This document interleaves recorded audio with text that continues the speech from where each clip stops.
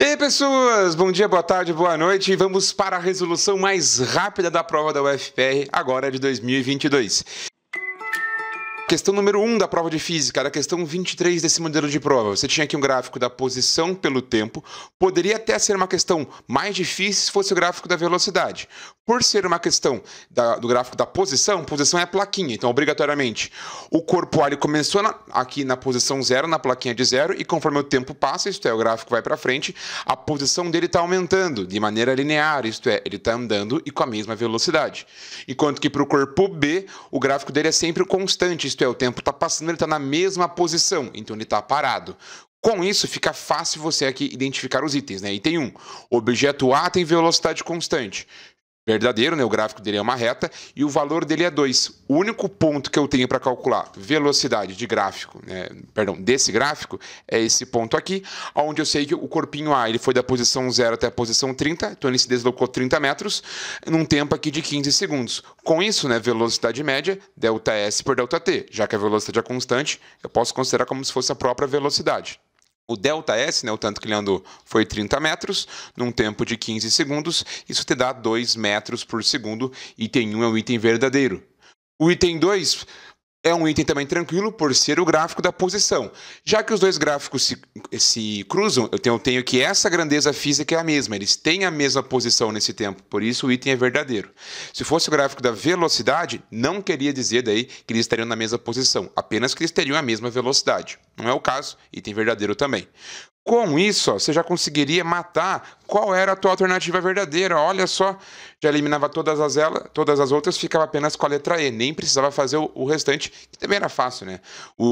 Item 3, o objeto B está parado, perfeito, porque aqui a posição dele continua sendo sempre a mesma, verdadeiro. E item 4, o objeto A inicia seu movimento na posição 0. É só olhar o início do gráfico do meu objeto A, é aqui na posição, na marquinha de valor 0. Questão tranquila, acredito que não vai ser um diferencial para o pessoal aí conseguir a aprovação, a princípio, né? Diferente, por exemplo, da questão 24, que já é uma questão um pouco melhor, porque poucas pessoas têm domínio do assunto que é a ordem de grandeza. Quando é para você calcular uma ordem de grandeza, a ideia é você passar um número, né, a tua resposta final para notação científica e faz ali uma aproximação usando a potência de base 10. O problema é que ele não te deu o valor para fazer isso. E daí ele quer que você calcule, né, ou expresse qual que seria a ordem de grandeza da espessura de um celular. O problema é que você tem que tomar como padrão o teu conhecimento de mundo. Um celular ele não vai ter lá 1 metro de espessura. Ele não vai ter aqui 1 metro de espessura. Então não é o valor correto para se usar. Ele está mais próximo ali da ordem de centímetros, né? Dependendo do teu celular, uns 5 centímetros, uns 10 centímetros, já seria até demais, né? Então, a ideia é que você tente aproximar ali, mais ou menos que seja lá uns 3 centímetros, por exemplo. Se tem um teu celular da ordem de centímetros, centímetro é um prefixo, uma potência de valor 10 na menos 2. Então, dentre as opções aqui, ó, a letra C é a mais correta. Veja que ele não colocou, por exemplo, a opção 10 na menos 1, porque se é um celular mais grosso, talvez ele ficaria mais perto dessa potência, né? Então, para não ter nenhuma opção de anulação, a alternativa C é a correta. 10 a menos 9, velho, isso fica perto de angstrom, a espessura é espaçamento entre átomos. 10 a menos 6 é micrômetros, também muito pequenininho. 10 na primeira seria da ordem de 10 metros, isso aqui é o tamanho de ambientes, de salas, e 10 ao cubo é 1000 metros, seria aqui 1 quilômetro, é a distância ali já entre ruas, blocos e quadras. Então a opção letra C é a correta da questão 24. A próxima questão, na minha opinião, seria aqui a questão mais difícil dessa prova. Acredito que ela vai ser a questão mais errada, essa questão aqui de número 25. Qual que é a ideia dela? A princípio, ele te dá um gráfico do campo elétrico, ele até fala aqui, né, o gráfico do campo elétrico, em uma certa região pelo tempo, pela posição. Então, dependendo de onde eu coloco uma carga, ela vai estar recebendo ali, ela vai estar interagindo com um valor de campo elétrico diferente. Isso aqui não é campo elétrico uniforme, não é constante, não é campo elétrico de carga pontual, é um campo elétrico diferentão. Então, só pode utilizar aquelas equações das propriedades da física elétrica, né? Uma vez que ele pede o valor da força elétrica, qual que é a relação entre campo e força? É FEC. A força elétrica, que é o que ele está pedindo para você calcular, ela aparece, né, a partir da interação do campo com a carga. A carga ele forneceu, portanto, só falta eu calcular o campo. Ele está colocando uma partícula na posição x igual a 4 centímetros, que estaria mais ou menos aqui. Só que esse ponto no gráfico não foi fornecido. Ah, mas eu não tenho régua. Pois é, não é o 5 ali, gente. E qual que é a ideia? A Federal ela costuma fazer bastante isso recentemente, né? Dar um gráfico onde está faltando ali uma posição. E não daria para fazer simplesmente por média. Por quê? Veja que o eixo X ela fez aqui 5 divisões, né? O tempo ele está indo de 1 em 1. Enquanto que o eixo da vertical tem 3 divisões. Então você até poderia tentar fazer uma média aqui, né? A metade do 15 estaria para metade aqui também 2,5, né? Por ser uma reta. Qual que é a maneira mais fácil? É você igualar as divisões. Assim como aqui, ó, no eixo X, eu tenho então o tempo indo de 1 em 1, o que me dá 5 risquinhos. Eu vou dividir então o eixo Y em 5 posições também, em 5 intervalos. Como tudo vale 15, né? O valor maior do meu campo elétrico é 15, dividindo isso por 5 pessoas, é como se aqui então estivesse variando, ó, de 3 em 3. Então vira 3, 6, depois viraria aqui um 9, depois aqui um 12, para depois chegar lá no 15. Então, uma vez que você tem uma mesma quantidade de divisões, você pode afirmar categoricamente que na posição 4 centímetros, o campo elétrico, que essa carga estaria submetida, era 3. Só que a 3, olha o Mzão aqui, ó, 3 mega é 10 na sexta volts por metro. Com isso, se você faz a substituição, você chegaria aqui. A força elétrica naquela posição, né, o campo elétrico era 3, a potência de base 10 era o 10 na sexta, né, de mega. Por que ele colocou aquele mega? Para você simplificar com o prefixo da carga. Na prática, a pessoa que esquecesse desse prefixo e desse prefixo também chegaria na alternativa, porque nenhuma delas tem como diferença apenas a vírgula, né? Então também poderia ser uma questão ali mais difícil. O Federal deu uma aliviada nessa parte das potências, mas complicou na parte de geometria analítica. A carga seria daí 1,6 vezes 10 na menos 6, né, que é o valor aqui desse micro. A letrinha ali representa 10 a menos 6. E como eu disse, já que a Federal usou esses dois prefixos, 10 na sexta com 10 a menos 6 corta, basta você fazer então ali a força 3 vezes 1,6, chegando em 4,8 newtons, alternativa correta, letra C. Beleza? Gostou dessa técnica? Ó, já deixa o like aqui no vídeo, já compartilha, se inscreva no canal, beleza, gente? Isso ajuda bastante. Próxima questão, questão 26. Essa tem um bizu que muita gente acaba até meio que decorando, mas qual que era a ideia para você deduzir essa relação que ele está te pedindo? Ele está dizendo que esse corpo está na iminência do seu movimento, isto é, ele ainda não começou a se movimentar. Como ele não começou a se movimentar, obrigatoriamente, então, ele está aqui em repouso, ele está em equilíbrio. E equilíbrio é questão de primeira lei de Newton. É, querendo ou não, a lei de Newton que a UFPR mais cobra, que é o que acontece quando a força resultante dá zero.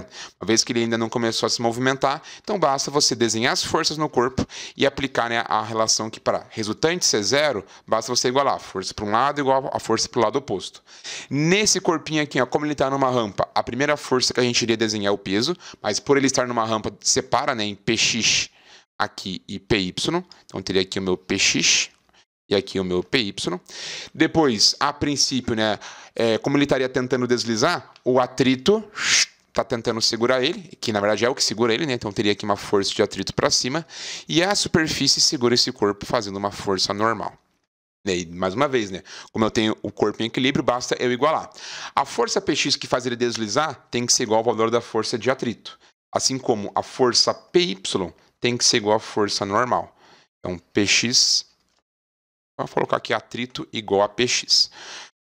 Sendo assim, por qual deles que eu começo? Né? A questão está pedindo para você marcar a alternativa do coeficiente de atrito. Aonde que ele aparece? É na fórmula da força de atrito. Então, eu vou abrir essa relação aqui, né? Então, no eixo Y, igualando as duas forças, para fora e para dentro. E aqui a força que faz descer com a força que segura, né? Formulinha da força de atrito é o coeficiente vezes a normal. Formulinha do Px é o Pxp seno, né? Seno daquele ângulozinho ali. E daí, para você isolar esse coeficiente, veja que aqui aparece a normal. A normal não é igual ao peso no plano inclinado. A normal lá em cima é igual ao Py. Então, no lugar dessa normal, eu vou colocar, ó, o meu Py, que é a relação que a gente tirou aqui da vertical.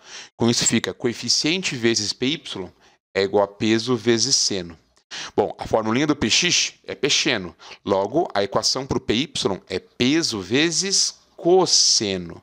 Tudo isso igual a peso vezes seno.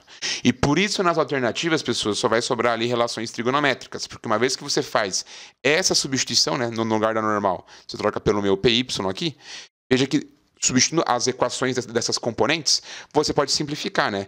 Peso de um lado com peso do outro. Com isso, para isolar agora o teu coeficiente de atrito, basta pegar esse cosseno que está aqui, passar para o outro lado, aqui dividindo. Logo, o meu coeficiente vai ficar seno sobre cosseno de θ. E seno sobre cosseno é a mesma coisa aqui, tangente. Se tivesse chego, por exemplo, né, cosseno sobre seno, seria lá o inverso da tangente, seria lá a cotangente. Então, essa, como eu disse, é uma relação que, geralmente, quem se prepara para provas militares, né, já acaba decorando. O coeficiente de atrito necessário para que um corpo fique em equilíbrio numa rampa é a tangente do ângulo. Como é algo muito específico, então são poucas pessoas que acabam lembrando desse bisuzinho, mas é muito mais fácil daí, se você não lembrar, né? Faz ali a relação das forças e vai simplificando, beleza? Esse foi então o gabarito da questão número 26, resposta letra A, tangente do ângulo. Questão 27, a penúltima, a quinta questão dessa prova, era uma questão sobre transformação gasosa, termodinâmica principal gráfico, pressão por volume. O cara te dá um ciclo que começa no ponto A, dá a volta aqui no sentido horário, retornando ao ponto A, e ele pede para você determinar aqui o valor do trabalho. Carinha, trabalho em gráfico pressão por volume é só você calcular a área. Se fosse a área de uma transformação, você teria que pintar até chegar no eixo X. Como ele quer o trabalho de todo o ciclo, então é só você calcular a área daquela figura. Ah, eu não sei a que figura é essa, né? Então poderia até fechar aqui em dois triângulos e um retângulo, ou já que é um trapézio, a área de trapézio, né? Ela vai ser igual ao trabalho, que aqui ele chama de W. Então, a área de trapézio calcula como, né? Base maior mais a base menor, tudo isso vezes a tua altura ali sobre 2, com isso já tem o trabalho direto, não precisa ficar calculando os pedacinhos. A base maior, ó, ela vai aqui do 5 até o 15, né? No caso, as duas bases são iguais, né? Então daria para pensar aqui como se fosse base vezes a altura, né? Desse teu losango aqui, né? Isso. Vamos usar a relação como se fosse um trapézio, né? Então eu tenho aqui, ó, base maior e a base menor, elas são iguais, então eu vou somar, né? As duas vão valer 10, né? Do 5 até o 15 vale 10, do 10 até o 20 vale 10, então aqui ficaria 10 mais 10. Tudo isso vezes a sua altura, que ela vai daqui até aqui, ó. Essa altura vai do 20 até o 40, então a altura vale 20. Porém, ó, tem que ficar atento, senão as unidades estavam no SI, né? Como estava em Pascal e metro cúbico, não tem problema, mas mais uma vez ele colocou uma potência de base 10, quilo, e quilo seria 10 ao cubo. Porém, não era necessário, de novo, velho, você usar essa potência, porque aqui ele colocou a pressão em quilopascal, e as alternativas estão todas em quilopascal. Tá? Então, se não tivesse também, estão em quilojoule, né? Então é como se você estivesse repetindo o prefixo apenas no final da conta, tá? Se aqui não tivesse o quilo, você seria obrigado a usar essa potência de base 10. Por isso, eu vou fazer a conta aqui apenas com o 20, tá? Então, a altura ali do gráfico vale 20. E agora, basta dividir isso tudo, mundo aqui, por 2. Dentro do parênteses, né, 10 com 10 vai dar 20. Aqui fora, se eu simplificar, 20 por 2 vai dar 10. Ou seja, 20 vezes 10, o trabalho ali do carinha, usar a mesma letrinha. Então, o trabalho, que ele chama de work, né, vem do aqui, W, vai ser, então, 200, repetindo o prefixo, quilojoules. O problema é, e o sinal? Que você tinha ali a letra A e tinha a letra D. Daí, trabalho, quando é expansão, é positivo, compressão é negativo, e quando você tem um ciclo, é só você ver se ele é horário ou anti-horário. Por ser um ciclo no sentido horário, horário é trabalho positivo. Então, a alternativa correta, letra D. Tranquilo? Deixe seu like já, se ainda não fez isso na questão anterior, por quê? Nós vamos para a nossa última questão. Questão aqui de calorimetria, que também tinha uma pegadinha, caso a pessoa, última questão de física, eu vou fazer logo. Ela pensasse assim, tinha a seguinte pegadinha. Ele quer saber a temperatura final de um recipiente com água, uma vez que ele vai dar uma quantidade de energia. Vai mudar a temperatura da água? É questão de que macete. Porém, quem dita as unidades, gente, cuidado, é o Czinho. E o calor específico está em caloria. Portanto, não posso substituir esse carinha aqui, ó, em quilo, né? Essa era a pegadinha. Está em quilojoules. Então, a ideia é que essa quantidade de calor você tem que transformar. E, se é necessário, ele vai sempre fornecer. Cada caloria são 4 joules. Então, eu falar que eu teria uma quantidade de calor de 48 quilojoules, é a mesma coisa que eu dividir isso daqui por 4, já que cada joule desse daqui, eu quero voltar para a caloria. Então, se eu divido isso daqui, eu chego em 12 quilocalorias. Como eu tinha o quilo antes, vou repetir ele. Então, a quantidade de calor é 12 quilocalorias. Posso dizer que é 12.000 calorias a quantidade de energia que a água vai receber. Como agora a minha energia está em calorias, lembre-se, quem manda na fórmula é o Czinho, eu posso fazer a substituição. O calor específico, então, vai ser aqui 12.000. A massa de água são 200 gramas, o Czinho da água é 1. Nunca abra isso daqui, tá? A não ser que seja muito, muito, muito necessário. Por quê? Não que vai dar errado, mas a chance de você errar é maior. Ó. Calcule separado o ΔT. Aqui, se você simplificar, ó, corta 2 zeros com 2 zeros do outro lado, 2 vezes 1 aqui dá 2. Passa para lá dividindo, 120 por 2 dá 60. E ó, teria alternativa. Qual que é a ideia? Aqui o que você calcula é a variação da temperatura. Como ele está, então, dando energia para a água, quando você dá energia para a água, ela esquenta. Então, ela vai aumentar a temperatura em 60 graus Celsius. Como a temperatura inicial era 20, vou aumentar, então, em 60. Resposta final, temperatura da água, letra C, chega em 80 graus Celsius. Beleza? Pessoal, se gostou dessa resolução, mais uma vez, se inscreva no canal, compartilhe com seus colegas, pois ajuda bastante aqui na manutenção desse trabalho. Me siga nas redes sociais e vem estudar comigo. Extensivo de Física, Intensivo de Física, mais informações, manda DM lá. Até a próxima. Tchau, tchau.